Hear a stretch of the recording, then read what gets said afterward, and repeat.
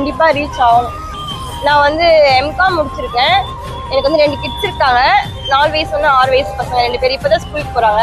அவங்களாம் ஸ்கூலுக்கு அனுப்பிட்டு உடனே ஆரம்பிப்போம் அந்த வேலையை. மார்னிங்கும் உண்டு, நைட்டும் உண்டு. நிறைய என்கிட்ட கேட்டேன், என்னம்மா நீங்க வந்து இங்க வந்து நிக்கிறீங்களே,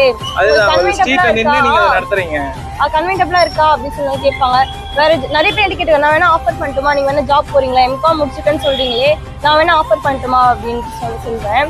இல்ல வேண்டாம் அப்படின்னு சொல்லிடுவேன். நானே பிராண்ட் வந்து பெருசாக்கணும், எல்லாருக்குமே இந்த ஃபுட் வந்து ரீச் ஆகணுன்றதுக்காக தான் நான் இங்க இருக்கேன். நான் என்னுடைய பிளாட்ஃபார்ம் வந்து இதுல இருந்து ஸ்டார்ட் ஆகணும். பிளாட்ஃபார்ம்ல என்னுடைய பிளாட்ஃபார்ம் வந்து ஸ்டார்ட் ஆயிருக்கு. அதை நினைச்சு பெருமை தான் பாரு. நிறைய பேர் நினைப்பாங்க, என்ன அந்த பொண்ணு ரோட்ல நிக்கவே படிச்சுட்டு அப்படின்னு நினைப்பாங்க. ஆனா அப்படி கிடையாது. நம்ம தப்பு பண்ணக்கூடாது, பொய் சொல்லக்கூடாது, திருடக்கூடாது. அதுதானே தவிர எல்லாம் என்ன வேணா செய்யலாம்.